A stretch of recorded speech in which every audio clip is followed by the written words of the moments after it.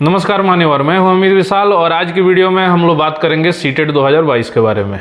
कैसे सीटेट 2022 को आप क्लियर कर पाएंगे, पासिंग मार्क्स से ऊपर मार्क्स कैसे ले आ पाएंगे, क्या टेक्निक रहेगी, क्या मास्टर प्लान रहेगा।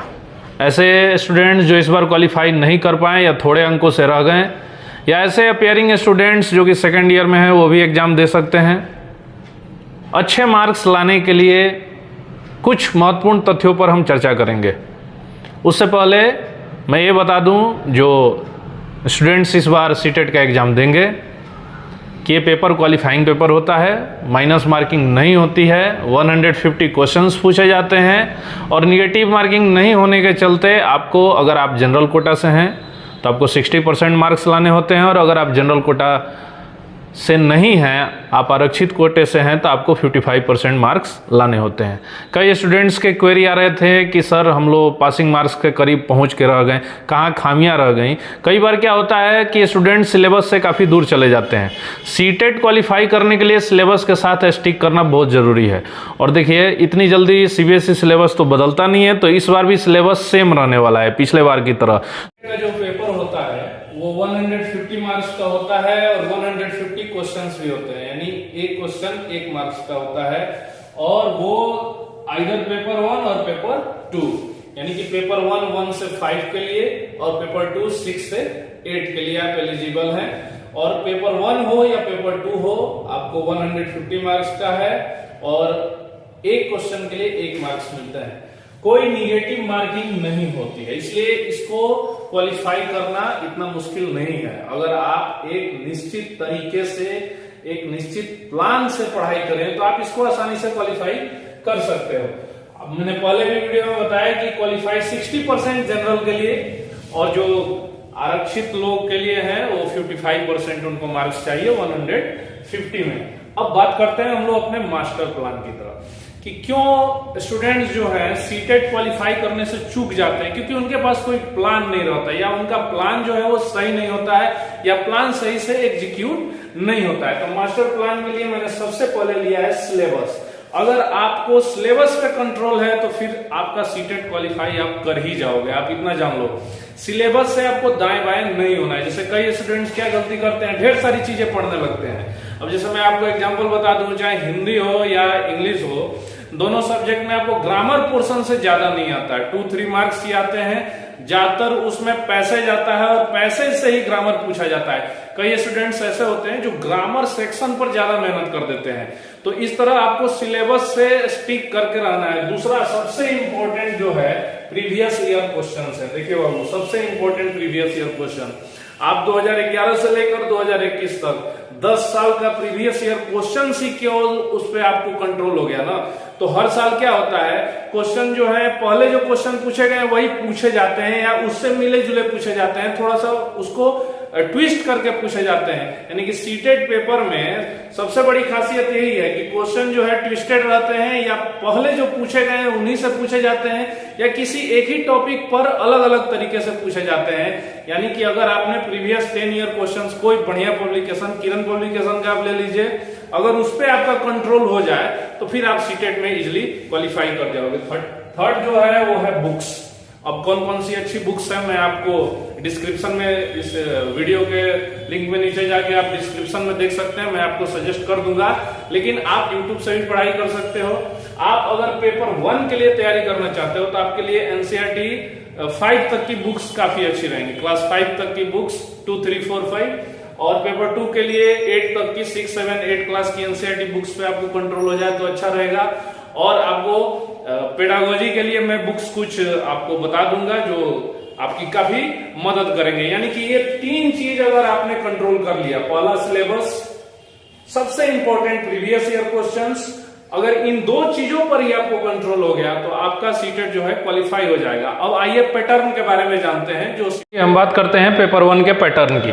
पेपर 1 क्लासेज 1 to 5 के एलिजिबिलिटी क्राइटेरिया को पूरा करता है, और इसमें सब्जेक्ट्स होते हैं 5 सब्जेक्ट्स का पहला सब्जेक्ट जो है वो है चाइल्ड डेवलपमेंट एंड पेडागोजी, जिसको सीडीपी भी कहते हैं, यानी बाल विकास एवं शिक्षा शास्त्र। इससे 30 प्रश्न आते हैं, 30 प्रश्न 30 नंबर के ये प्रश्न आते हैं।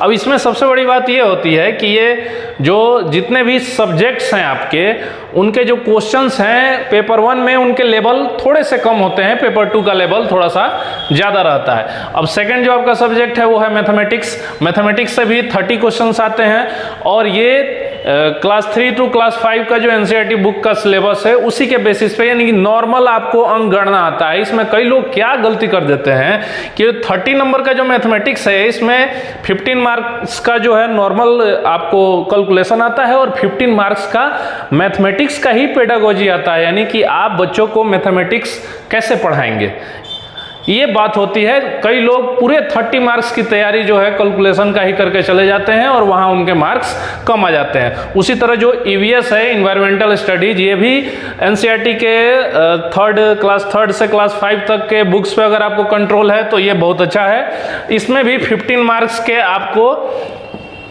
पेडागोजी आती है और 15 मार्क्स का वो जो मैंने आपको एनसीईआरटी बुक का बताया 3 से 5 तक का, उससे प्रश्न आते हैं।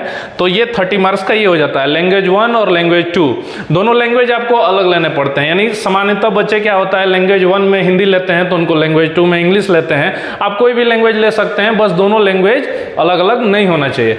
सामान्यतः हम लोग बच्चों को ये बताते हैं कि आप हमेशा लैंग्वेज 1 जो है वो हिंदी, अगर आप हिंदी भाषी क्षेत्र से हैं तो हिंदी चूज करें, क्योंकि लैंग्वेज 1 हमेशा लैंग्वेज 2 से थोड़ा सा कड़ा पूछा जाता है, यानी उसमें क्वेश्चन कॉम्प्लेक्स आते हैं। और इसमें भी ये गड़बड़ी नहीं करनी है कि बहुत लोग ग्रामर ज्यादा तैयार करने लगते हैं। ग्रामर तैयार नहीं करना है, क्योंकि इसमें से भी जो 30 क्वेश्चंस आएंगे आपको, उसमें 15 क्वेश्चंस जो आएंगे वो लगभग पैसेज से होते हैं और उसी में से आपको ग्रामर पूछ दिया जाता है। उसी तरह इंग्लिश में भी पैसेज में ही ग्रामर रहता है, यानी कि बहुत लोग ग्रामर की बहुत बृहद तैयारी करने लगते हैं, इसलिए सिलेबस से स्टिक होकर चलना है।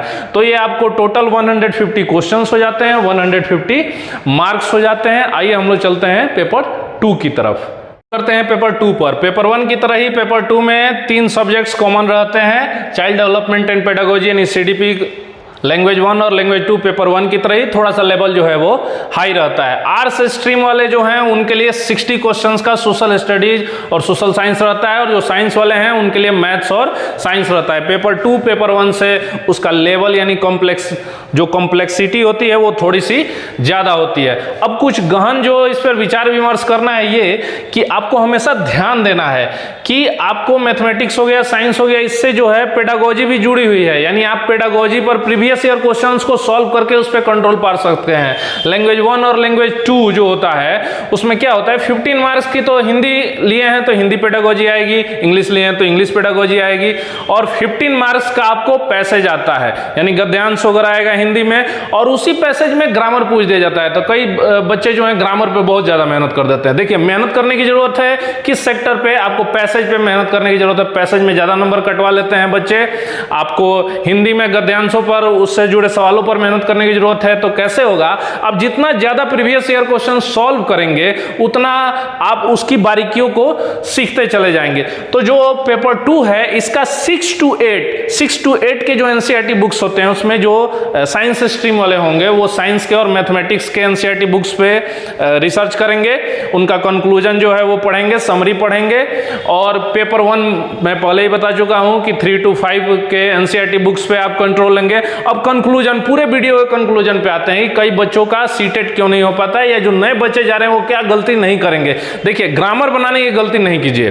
पहली बात तो यह है बहुत लोग प्रीवियस ईयर क्वेश्चंस करके नहीं जाते हैं। आप कोई अच्छे पब्लिकेशन का प्रीवियस 10 ईयर क्वेश्चन जो है वो आप वो बुक खरीद लीजिए और उस पर सॉल्व कीजिए उसको। क्या है सीटेट बार बार सवालों को दोहराता है या उसी से संबंधित सवालों को घुमा फिरा कर पूछता है, तो आपका उस पर कंट्रोल हो जाएगा। सिलेबस से एकदम स्टिक करके रखिए। देखिए कई लोग बहुत सारी चीजें पढ़ना शुरू कर देते हैं, आपको ऐसा नहीं करना है। सिलेबस से एकदम जुड़े रहना है, यानी सिलेबस पे आपको कंट्रोल होगा। Most important previous year questions को अगर आपने हल कर लिया, और थर्ड आप पैसेज का प्रैक्टिस ज्यादा करेंगे तो फिर आप पेपर 1 पेपर 2 दोनों के लिए भी क्वालिफाई कर सकते हैं। और अब तो सीटेट क्वालिफिकेशन जो है अब लाइफ टाइम के लिए हो गया।